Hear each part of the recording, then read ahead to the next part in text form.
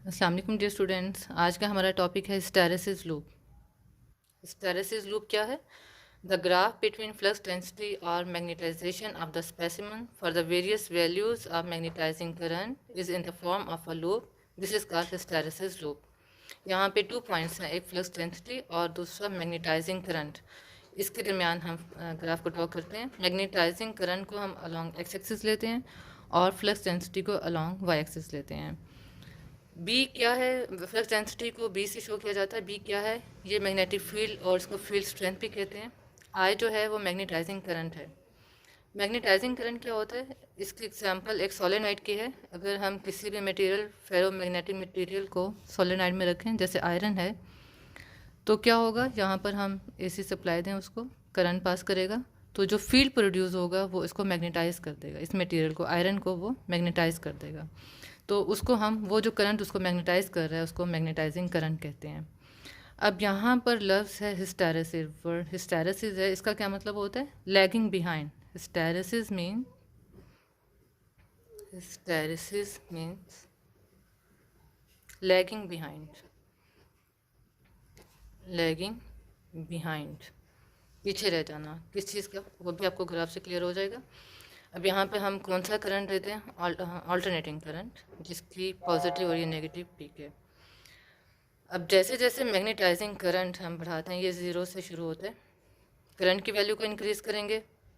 यहाँ पर हम करंट की वैल्यू को इंक्रीज़ कर रहे हैं, करंट की वैल्यू आप इंक्रीज़ कर रहे हैं, तो यहाँ पर एक ऐसे साथ में फ्लक्स डेंसिटी की वैल्यू भी इंक्रीज़ हो रही है। करंट की वैल्यू हम यहाँ पर ले आते हैं तो फ्लक्स डेंसिटी भी अपनी मैक्सिमम पॉइंट पर पहुँच जाती है। मज़ीद अगर करंट की वैल्यू को आप इंक्रीज़ करेंगे तो फ्लक्स डेंसिटी इंक्रीज़ नहीं होगी। उस पॉइंट को जहाँ पर करंट की वैल्यू बढ़ाने से फ्लक्स डेंसिटी बढ़ नहीं रही है, उसको सैचुरेशन पॉइंट कहते हैं, और उसको यहाँ पर हम ए से रिप्रेजेंट कर देते हैं। अब सैचुरेशन क्या फिर पॉइंट होता है? जहाँ पर करंट की वैल्यू बढ़ाने से फ्लक्स डेंसिटी नहीं बढ़ती है, उस पॉइंट को हम सैचुरेशन कहते हैं। अब हमने क्या करना है? हम करंट की वैल्यू को डिक्रीज़ करना शुरू कर देते हैं। जब करंट की वैल्यू डिक्रीज़ होगी तो फ्लक्स डेंसिटी भी डिक्रीज़ होगी। तो अब करंट की वैल्यू डिक्रीज़ करने से फ्लक्स डेंसिटी भी डिक्रीज़ हो रही है। मज़ीद आप उसको डिक्रीज़ करेंगे तो फ्लक्स डेंसिटी भी डिक्रीज़ हो जाएगी। अब यहाँ तो करंट ज़ीरो हो गया, लेकिन फ्लक्स डेंसिटी वो ज़ीरो नहीं हुई है।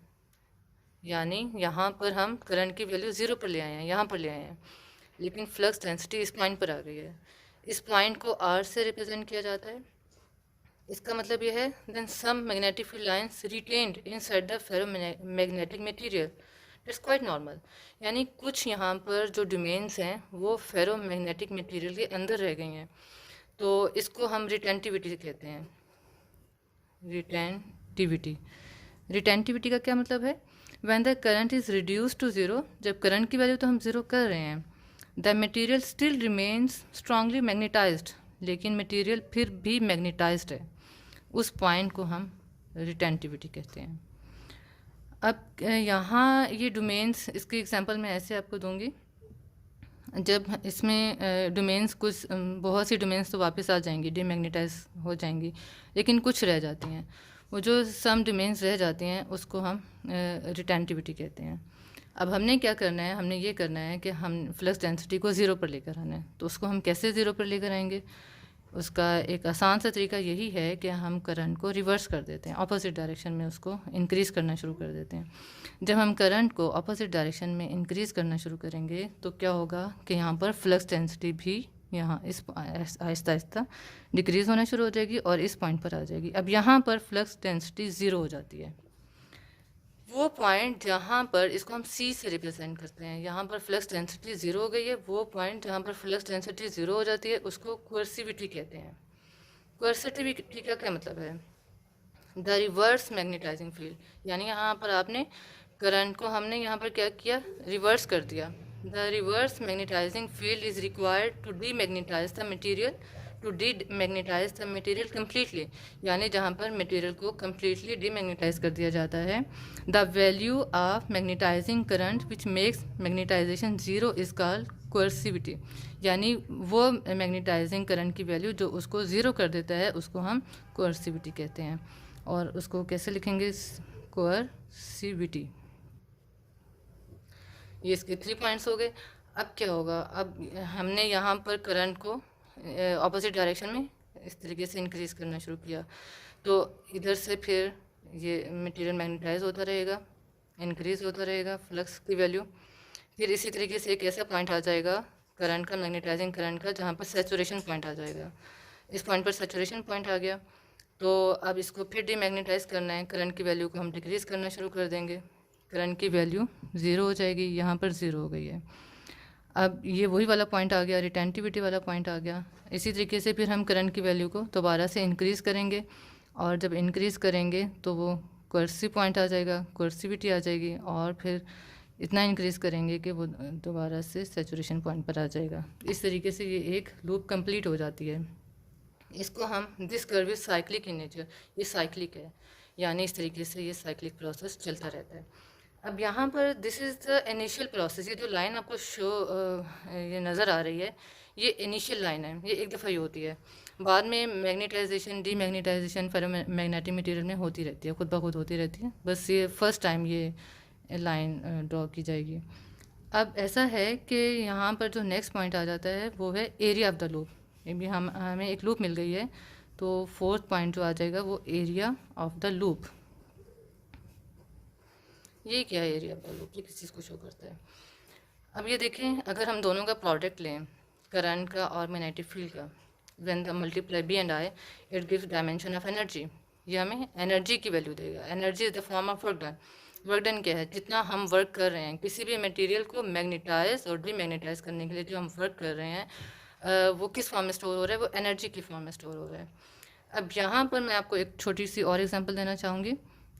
जब हम यहाँ पर वर्क डन करते हैं तो एनर्जी स्टोर होती है। अगर हम 100 एनर्जी सपोज दे रहे हैं, तो जो 10% एनर्जी है वो डोमेन्स को अपनी ओरिजिनल पोजीशन पर लाने के लिए यूज़ हो जाती है, और जो 90% है वो एनर्जी स्टोर हो जाती है।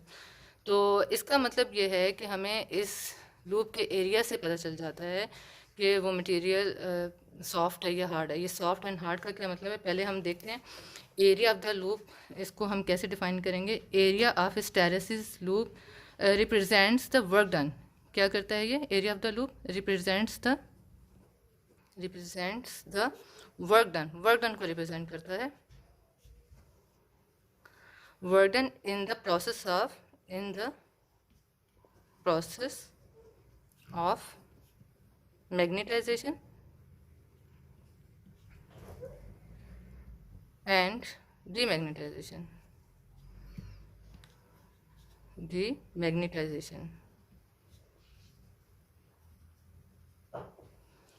जी, area of the loop represents the work done in the process of magnetization and demagnetization, and that area shows the loss of energy, and that area shows the loss of energy. अब ये जो ferromagnetic material हैं, ये use होते हैं machines में, use होते हैं, लाइक ये यूज़ होते हैं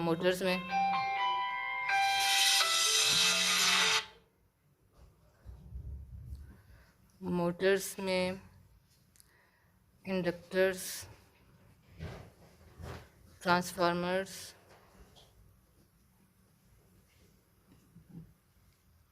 और जनरेटर्स में यूज़ होते हैं।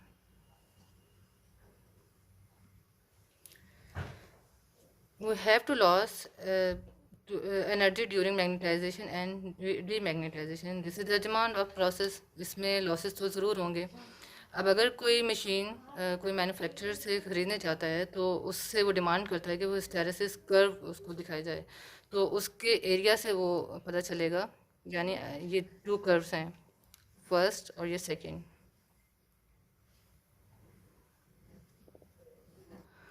अब जो फर्स्ट वाली फिगर है, ये शो करती है कि इसके एनर्जी लॉसेस कम है, ये आसानी से मैग्नेटाइज भी हो जाता है और डीमैग्नेटाइज भी हो जाता है। और जो सेकंड फिगर है वो ये शो करती है कि ये हार्ड है और इसकी रिटेनिटिविटी एंड कोर्सिविटी ज़्यादा है, तो इसको मैग्नेटाइज और डीमैग्नेटाइज होने के लिए ज़्यादा टाइम लगेगा। और इसको प्रेफरेबल जो है वो फर्स्ट है, और इसमें हीट लॉसेस भी कम होते हैं, एनर्जी डिसिपेशन भी कम होती है। इसलिए जो कर्व से हमें पता चल जाएगा कि ये मशीन, इसमें लॉसेस कौन सी वाली मशीन में लॉसेस ज़्यादा हैं और किस में कम हैं। तो ये था बच्चों आज का हमारा टॉपिक। इसमें हमने हिस्टैरिसीस लूप के बारे में पढ़ा। हिस्टैरिसीस लूप बेसिकली सिर्फ एक ग्राफ है जो कि हमें मैग्नेटाइजेशन और डीमैग्नेटाइजेशन के बारे में बताता है। उम्मीद है कि आपको समझ आ गया होगा। ओके बच्चों, अल्लाह हाफिज़।